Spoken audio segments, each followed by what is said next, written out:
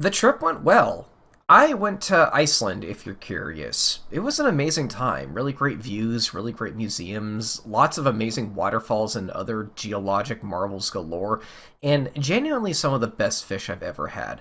I documented basically the entire trip in my Discord community, so I'm not going to bog down the essay here, but yeah, on to part two. So, for the intermission topic before World 4, I'd like to retreat a bit and talk about this asterisk. Mega Bomberman was not actually the first game to have Louis in it, technically, because Mega Bomberman is a port of the game that did. This is the TurboGrafx 16. I don't know anything about the TurboGrafx 16. I'm not going to pretend like I do. I didn't own one growing up. I didn't know anyone who owned one growing up. I think it was more popular in Japan anyway, so it just wasn't big in North America in general. But anyway, a game for this console was Bomberman 94, and it released roughly a year before Mega did. When most people talk about this game, they're typically talking about this version, and calling it by this name as well. Because in a lot of ways, it's also sort of the superior way to play the game. The T16 is generally speaking a stronger console. So this was more so the kind of port that existed to get the game into the hands of a wider audience. Which worked. It made about triple the sales, though it did deprive a lot of folks of the original. The most major difference is the presentation. Sprites and environments on the TurboGrafx were typically more colorful and detailed. There were originally a lot of animated details too that just didn't exist on the Genesis. Slamming Sea in particular has this completely different vibe. You have this permanent water effect on the screen, your bomb blasts were white, fish sometimes swam through the foreground. It's a little overstimulating, debatably, but it's pretty cute. This is actually the biggest reason I want to talk about this now, because World 4's entire gimmick had to be entirely gutted for this reason. I'll talk about that in due time, though. There's also a lot less slowdown on the TurboGrafx. This right here is, honest to God, my actual biggest criticism with Mega Bomberman as a whole. Especially in later levels, there is so much slowdown when there's a lot of enemies on screen. It gets kind of ridiculous. But the TurboGrafx version runs smoothly much more consistently. There's a multiplayer mode in both games, a customary inclusion in any Bomberman game. And the Genesis version straight up supports one less player. The final big change is the sound design. And I actually think this one is a bit more subjective. Genesis games have like a chunkiness to how they sound. It's something smarter people could probably explain a heck of a lot better than I, but if you know, you know. In this regard, I actually prefer how the Genesis version sounds. It might just be nostalgia here, but everything from the sound effects to the music, it just sounds bolder and more expressive on the Genesis. Case in point, listen to the explosion sound.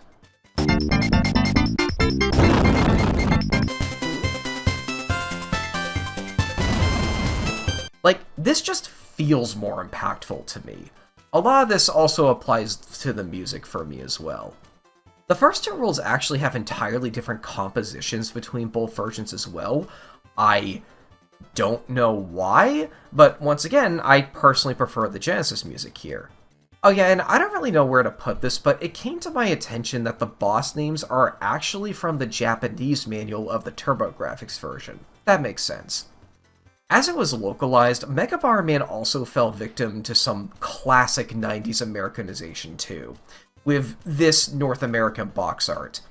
This character here is one of the playable multiplayer avatars. He's not even the main character of the story mode, though he looks a heck of a lot more radical, which is why I guess they put him here front and center. In all other regions, the box art prominently features White Bomber and Louie. Oh yeah, that's the main bomber guy's name, by the way, White Bomber. I'm not sure if I mentioned that yet.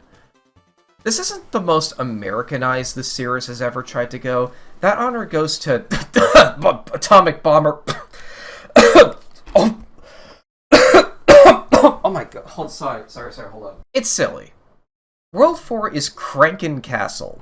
It's a haunted house, and it's a world I actually find a lot easier than the previous ones. Like, I mentioned earlier that Slamming Sea is the hardest world of these five, which implies that these ones are easier. But I'd actually go as far as say that this is the second easiest world as a whole. I think the biggest reason is revealed once you see the TurboGrafx version. Yeah, there is a darkness effect. This was completely removed in the Genesis version, likely for hardware limitation reasons. The enemies and map layouts are fairly balanced to be a bit easier because you had to permanently contend with this darkness effect. It was a compensation for that. Well, except for these outdoor areas, I guess, but with the effect not present anymore, it just makes for a world of a pretty below average difficulty overall. That's not to say it's not fun, though. In fact, I'd actually call it my favorite world in the game. I'm not a big sucker for haunted house Halloween aesthetic, personally, but I just love the world gimmicks and enemy designs here. It's a pretty cozy world to play through, all things considered. Our spirit picture this time around is a big gargoyle, and starting out we have a few new enemies. These hopper robots jump uniformly across the map. They tend to bunch these in cramped areas, and they take 2 hits, so they can overwhelm you if you're not careful. We also have these bats which move quickly and can pass over soft blocks. The next enemy is pretty out of place, honestly, but in a good way. It's this motorcycle that moves in a straight line back and forth, but occasionally stops and uses a turn signal before changing directions. Very silly. I have a little theory that the reason for this enemy is because it'd make for a pretty unique effect in the darkness of the original version, because you can actually see some elements of enemies even when they're not directly near you. The stage also introduces a new power-up, and it's actually the only new power-up in this world, Bomb Pass. Similar to Wall Pass that lets you walk through soft blocks, this lets you walk through your own bombs. It's more situationally useful, but never hurts to have. The final enemy of the first stage kind of scared me a little as a kid, though the older I get, I more find it more cute than anything. These little beaked creatures with massive eyes. I really like weird body shapes and character design, and these things are like 75% eye. It's got to be a miserable existence for them. They might have my favorite death animation in the game too. Like, it's oddly satisfying. Stage 2 introduces these white ghosts that turn transparent periodically and can pass over soft blocks. These things are much more dangerous in the TurboGrafx version, not just because of the darkness effect again, but because this version actually gives this world a much darker floor, so they're more prone to not being noticed. Their bow ties are quite dapper, I must admit. I really like the design of these demon enemies too. They're kinda cute. I gotta draw one sometime. They're the other enemy in this world that takes 2 hits, and they have a gimmick where they will occasionally fly into the air. They're invincible while doing so, though like with the submarine mechs, they can't hurt you while in this state either. It's fun to plant a bomb right under them when they're going to land. And that's every enemy in this world. Yeah, that's seriously all of them. Again, this world is supposed to hinge mostly on its darkness effect for the difficulty, so the enemies aren't too crazy. There is one more stage gimmick, however, that I'd be remiss to talk about. These wine barrels. I don't know if they're full of wine, but the wiki says they are, so why not? These look like they're a part of the background at a glance, so for years I actually didn't know that these did anything, but if you bomb the 2 pegs holding them up, the barrel will roll vertically down the map. They stun everything they roll over. Yes, stun, not kill. You'd think this would kill things, but it doesn't. Stage 3 has a Louis egg, and Stage 4 has a time stop and escape power, but otherwise, that's it for this world. Again, there's not much to it, but I love it a lot. It's always a ton of fun to run through. Now let's talk about the boss. This is the Komori count. Isn't Komori just Japanese for bat? Fair, I guess. As a kid, I found this fight really hard, actually. I think it was just because of one attack, though he's actually not that bad once you realize something a little embarrassing about him. The attack in question has him plant down the ground and fire these blue waves at you. He can shoot a wave left, right, or in both directions, and the hitbox on these is a bit esoteric and really unfair, honestly. The reason I found this boss so hard as a kid is mostly this attack. Hey, I'm just noticing now that the wave particles are in the shape of bats. That's pretty cool. Ideally, you'd like to be diagonally behind him a little bit, as he only ever fires in front of him. Past that, he can float close to the ground and push you a wave of tailwind, and finally, he can split into several tinier bats. I think the idea is that they're supposed to swarm and overwhelm you, but they move so slowly that it's easy to hit them all as they're all clumped together when they first spawn. Hitting the one with the angry eyebrows reverts him back to his original form. Another reason I had trouble with this fight is because of this underlying gimmick where he's mostly flying around the map at all times, and you can only hit him when he's close to the ground. In other words, during his attack animations. You need to time your blast a little bit, which is a little tricky. So, the embarrassing thing about him that makes him not so bad of a fight these days is, well, were you paying attention to his attacks? He only has 3 abilities, one of which doesn't even hurt you and isn't used in conjunction with other abilities to screw you over, and the other you'll probably negate without even trying. This boss is the shockwave attack. It's the only challenging thing about him. So if you just get lucky enough for him not to use it as often, or get into the habit of positioning yourself well when he does do it, it's kind of an easy fight, honestly. 6 hits and he goes down, and we can move on. Again, despite the, reverse difficulty spike on display here, I love Cranking Castle. For our next intermission, I'm gonna pull out a video essay classic, The Cutting Room Floor. Let's see here. Oh, that is not very big. Yeah, as I'd expect from a game that's a port, the unused content is not very numerous, given that, the game was already done, they just had to port it, and all that's here are a set of crying sprites for all of the multiplayer avatars. I guess these would have been used for when they lose, but instead they just spin in place instead on the lose screen, which is, honestly, I kind of prefer that actually, it's very funny. There's a page specifically on the differences between the two versions, many of which I've already gone over. There's also not a lot on the 94 page either.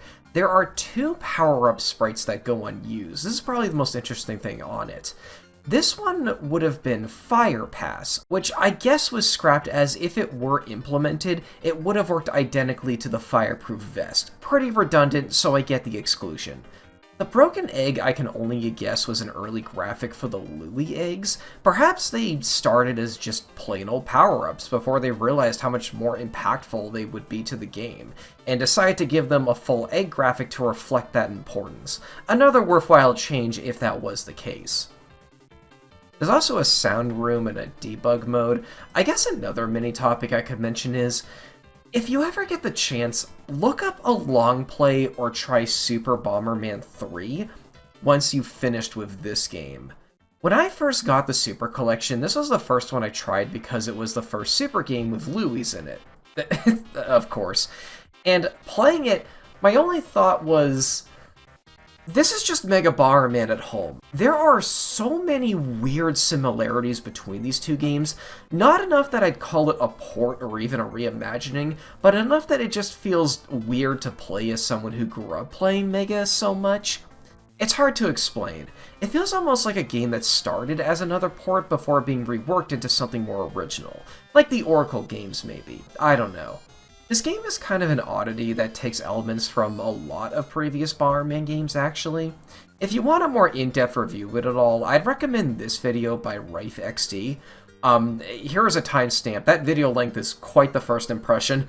A fun icebreaker question I like to do with internet people is, what is the longest video essay you have ever watched in one sitting? For some of you, I know it's one of my videos, and I am very flattered by that, but for me, it's this one. I think there was a power outage on one of my days off, so I just kind of binged the whole thing on mobile data, and oh my god, dude, this video is basically the Bomberman Bible. I absolutely love it. It's an incredibly well-researched, put together, and informative retrospective on the entire series. But yeah, on to World 5. Next we have the Thrashing Tundra, with probably my favorite spirit picture. It's a snowman sitting in the moon. Very pretty. This is a winter world, and it's a lot more upbeat than you'd expect for something this late into the game. Also, speaking of being late into the game, we only have one more new power-up. It is found in Stage 2, but I might as well get it out of the way now. It's the Geta. It's a power down. It lowers your speed very, and I mean very, slightly. I don't know why it's here, there's only one in the game. Although I'm actually a little surprised they didn't Americanize this at all. Whatever. Actually starring this world, our new enemies begin with these fire mechs. They move slowly and occasionally stop to spew out fire in 2 rotating directions. It's a pretty widespread and can detonate your bombs, so just be careful around them. Next we have these blue octopus things. I don't know what they're supposed to be. They run quickly, though they have a special property too. Defeating one causes them to split into 4 smaller versions of themselves. This enemy can be a bit overwhelming if killed in a wide open space. My best advice for them is to try and corner them in such a way that you can just place a bomb to split them, and then place another bomb to defeat them in one fell swoop. These bird mechs have no gimmick, but take 2 hits. Fair. And then we have these yellow blobs, with one of the most peculiar enemy gimmicks in the game. When an enemy somewhere else on the map is killed, they stop and cry. What? I guess this game has had enough with the aggressive force because now the bad guys are trying to attack you emotionally now as well. Stage 2 introduces these helicopters. These might be the toughest enemy in this world. They move fast and they can pass over soft blocks, and they take 2 hits. And while I wouldn't say they're spammed, they become pretty common too. You know, at this point I'd like to bring attention to a really fun strategy I love to do that you might have noticed at this point. So like, your bomb is a physical object. Enemies can't pass through it, and outside when you stand on it after placing it down, you can't pass through it either. Not about bomb pass anyway. So like, with that in mind, why not instead of using your bomb offensively, you use it defensively instead?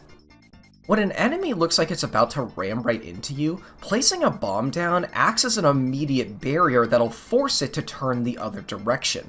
It's simple, it's elegant, it's creative, and it's something I'd suggest keeping in mind if you were to ever try this series. Oh, and the water is very distractingly not animated here. It absolutely was on the TurboGrafx version, though, as well as the Christmas trees and the penguins on the side. They're cheering you on, this whole world. Isn't that cute? Also, the helicopters are green for whatever reason, and in the Genesis version, the, little thing the shards are in are green. I'm gonna take a wild guess all of this is due to, color limitations or something. I don't know technicalities. Our next enemy are these skating bunnies. They move fast, and that's about all they do. Their death animation is kind of funny, though. The final enemy isn't really a threat, but they had a gimmick that kind of stumped me as a kid. These guys with hats move around, and when you try to blast them, they do a big jump into the air. Yes, they can dodge your bombs. The trick to them is after jumping, they strike a pose, of which they're vulnerable during. But it lasts just short enough that you sorta need to place another bomb preemptively to kill it before he can get primed to do another jump again. I'm not sure if I'd really call this a gimmick, but a few maps have these igloos that are fun to run through. There's a funny interaction where if you place a bomb in the center, the top blasts right off. That's kinda funny. Look, this map has so many sprites that if you place enough bombs, the sprite for the door will flicker and even disappear entirely. That's really funny. Our final gimmick is these big penguins. They launch a rocket into the air that falls down onto a random tile on the map. They act identically to the volcanoes from World 2, though I actually find them less dangerous here, if only because they fire off a single rocket at a time, while the volcanoes launch several at once. At this point in the game, we're seeing large maps more often too, so there's more of a chance that the rockets won't even land anywhere near you. Oh my god, the final map of this world has 4 of those fire spitter mechs.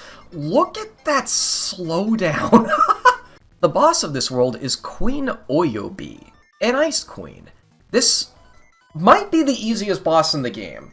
Well, besides the banana guy, but that's a given. She can toss her crown like a boomerang. It's a fast move and is easily her most dangerous attack. She can also launch snowflakes at you that freeze you in place. Those are her only 2 attacks. Also, she's the only boss in the game with a hit stun animation. She holds her dress down anytime she takes damage, and she never moves or attacks while doing so. All other bosses just shrug off damage, so I have no clue why they felt like giving this sort of property to a boss this late. I have never had a fight against her that lasted more than like a couple minutes. It's kind of pathetic, but yep. Besides that, I guess the snow world is pretty fun. Upon defeating her, the final slice of the planet falls into place. So, we done? Is that the end of the game?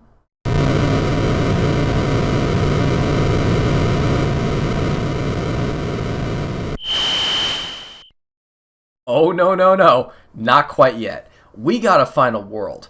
And the game wastes no time thrusting you right into it. Hold up. We will do this in due time, but we got an intermission topic to take care of first. So I want to talk about the battle mode. As a side feature, you and up to 3 other players can throw yourselves into an arena and have an absolute free-for-all to see who can eliminate the others by bombing them first. As a kid, this might have been my first exposure to a game with any sort of PvP element. Like, I'm actually trying to think of this, and looking through my old Genesis collection for examples here, any game with multiplayer I owned at the time were typically cooperative multiplayer, as in it's you and a buddy versus the game. Stuff like Sonic 2, Streets of Rage, Golden Axe, or Joe and Mac. Sonic 3 had a battle mode that might have predated when I played Mega Bomberman, though I typically only played the campaign mode of Sonic 3, and typically played the PC version anyway, with its weird music that I actually prefer a little bit to the Genesis music. Long story there. Eternal Champions might count, maybe, though I remember not really liking that game. I had a few sports titles, I guess. Let's just say that this is the earliest game where I would sometimes pull it out with the intent to play it for its competitive multiplayer mode on occasion. And it's a pretty fully featured mode too. It supports up to 4 players, you can set up teams if you want, choose how many victories you need to win a match, all tied together in this sleek Sports Club corkboard UI as well. Your next step is to pick your player avatar, and I'd actually say that these guys are the most interesting thing to come out of this mode these days. These 9 bombers have some interesting trivia about them. The wiki says they were created through a contest, though I can't find any further information on this, would kind of appreciate a citation there. They all have names and are collectively referred to as the Bomber family. I think the fan favorite these days is the big one because, honestly, he just looks kind of funny. As a kid, my favorite was the Rocker, though I think my favorite these days is the Bookworm. I think as a kid I thought he was some kind of police officer, I mean, mostly due to the hat. Though, when you see the official art of him, it's obvious that he's meant to be more based on a Japanese schoolboy, which is a reference I wouldn't have gotten as a kid. I think I mostly like him because his green variant reminds me of Michael from my game. Now, doing research for this video, I am just now realizing that these bombers have different behaviors when controlled by the computer. The manual does mention this, but it is frustratingly vague about it to a point at which I kind of assumed it was just flavor text. Bomber Lady holds back on offense, but don't underestimate her. Thank you, game. Very helpful. Also, yes, this was the era of gaming where simply being the girl of the group can be classified as a character gimmick. Your final step is to pick which map you want to play on. There's 10 of them in this game, which is actually kind of a lot. There's a combination of original ones and ones based on the level tropes from the campaign mode, many of which come with their own stage gimmicks to boot. They are as follows. Classic Green, based on the original game, it's a basic map with no extra whistles, your final destination if you will. You have the underwater map, and it also has no special gimmick. Huh. I kind of want to mention these skull power-ups too. They only appear in this mode, and they give you a randomized negative effect. You want to avoid them, and actually you can bomb them to get them off the field. If you have an effect and touch another player, it passes it on to them, so you can get a little hot potato-y with them as well, though I think it's just best to avoid them altogether. For our next stage, we have this Cheeseland one with a very strange gray and yellow color palette. It has conveyors which can move both you and your bombs. This map based on Jam and Jungle has oddly shaped hard blocks which can be used strategically. The map based on Thrashing Tundra has those rockets and igloos. This street one, where the soft blocks are loaves of bread for some reason, has these arrows on the ground. If you kick a bomb onto one, it goes flying in the direction the arrow is pointing. This one is kind of annoying actually, because you need Bomb Kick to utilize this gimmick, and it's kind of a rare power-up. More often than not, only one player will be able to actually use these. That's not fun. The Kraken Castle map has a gimmick that actually wasn't in the original world. There are 4 trapdoors here, and if you fall down one, you pop out of the one clockwise from you. If you plant a bomb while standing on one of these, it will also fly out of the next one, which is kind of satisfying. The Vex and Volcano map has no soft blocks, but starts with every character at max power. This one is chaotic, and matches never last too long. In fact, check out the first recorded match I did on this map.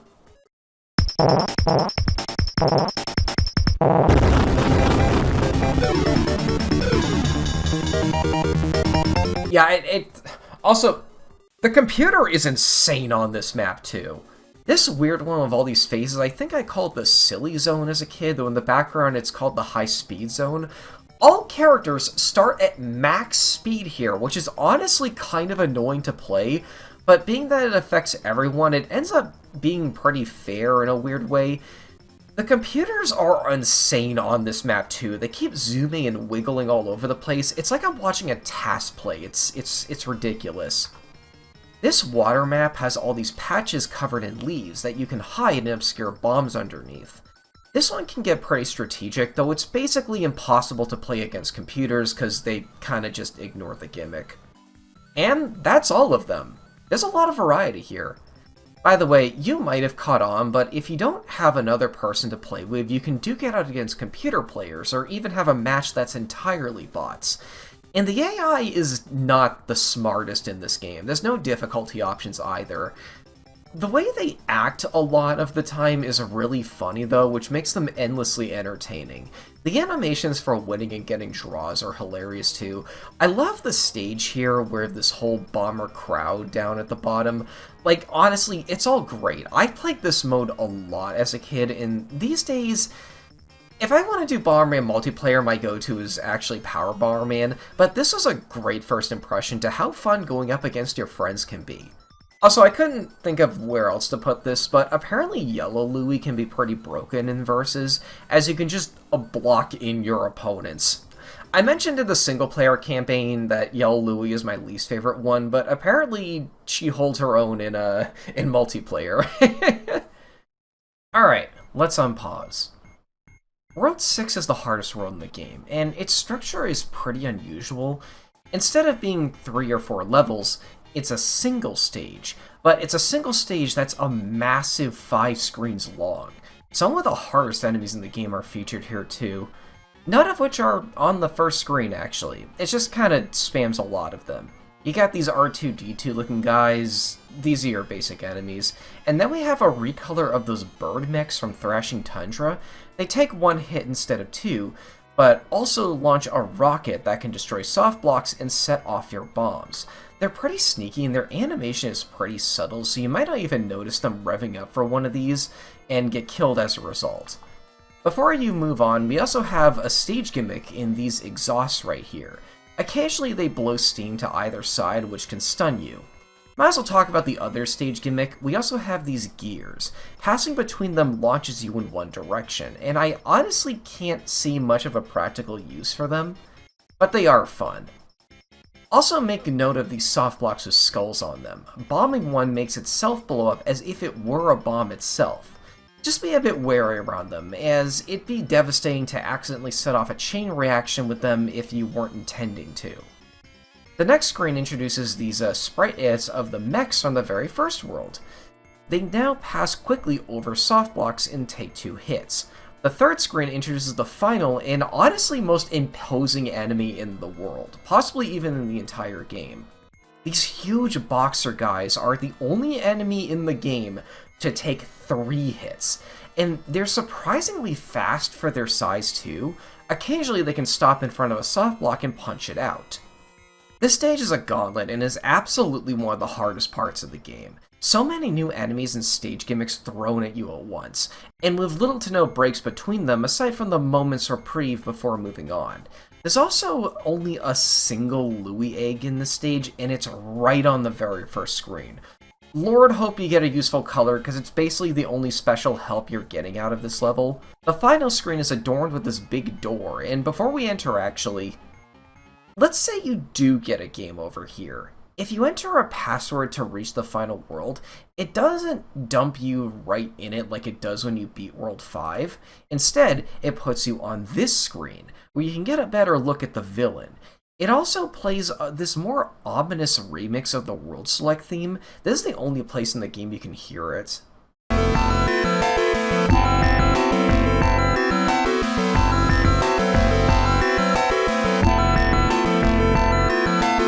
So you might not be aware of this, but Bomberman has a main villain. The lore and story of Bomberman has always been fast and loose. There's basically is no lore, with games referencing and calling back to others quite randomly and seemingly having tons of lore and different continuities on the fly. I swear it's a big reason this video is nearly 9 hours long, but the most common bad guy you see in this series and the final boss of this game is Bagular. Now, you may have heard that name and thought, wait, that's not right. This guy has like 10 different localized names he's used over the series history. In this game's manual, he is called a Bagula with 2 A's. I'm personally most used to calling him Bagular, though I think most fans call him Bagura, if only because it's the closest to his Japanese name. Honestly, this confusion doesn't even surprise me. Game series from the 80s/90s, the name has both an L and an R in it. This is kinda par for the course for localization oddities. Oh yeah, this is also the first game to feature him as well. It is the 8th mainline Bomberman game. Oh my god, I forgot that the R games made him weirdly human-like for some reason. God, I could fill a few more pages of why I don't like the R games. This is just scratching the surface. I far prefer this design, where he looks a lot more like a traditional bomber person. The anime in particular is the best he's ever looked, personally. Yes, there is a Bomberman anime, it's kinda peak, I recommend it. Watch it with friends if you can. As you'd expect for the first game featuring him, his design isn't quite there yet. He has this enormous Santa beard and is shaped like a tooth. Not to be confused with his completely different design on the World Select. The music here kind of scared me as a kid. It's fairly ominous, though the fight itself is pretty easy. Bagular himself can't be damaged, but he has these 4 orbitals that spin around him and occasionally fire lasers, either diagonally or in the cardinal directions. Keeping your distance and bombing all of the orbitals at once is also pretty easy. That's not quite it, though. This is the second boss in the game that has multiple phases. This dragon mech strafes left and right, so its movement is actually quite predictable. The real danger is that it has 2 attacks that have quite a range. It will either sweep a fire breath across a huge span of the field, or fire lightning streaks that made a sound effect I always enjoyed.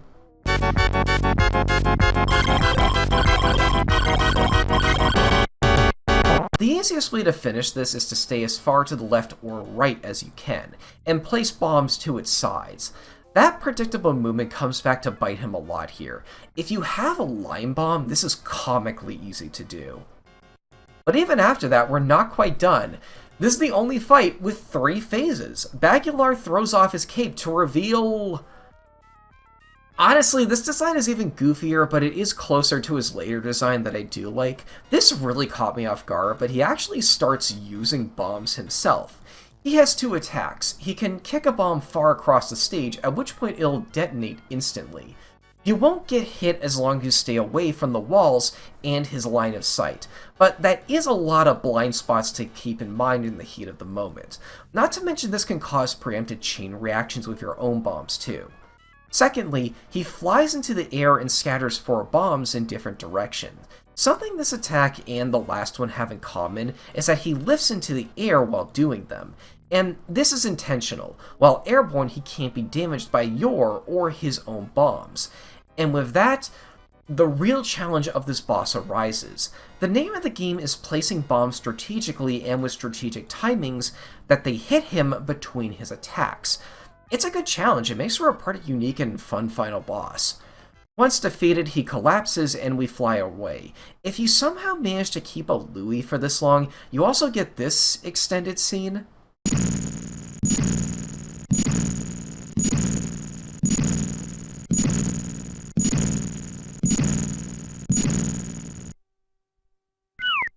Oh my god!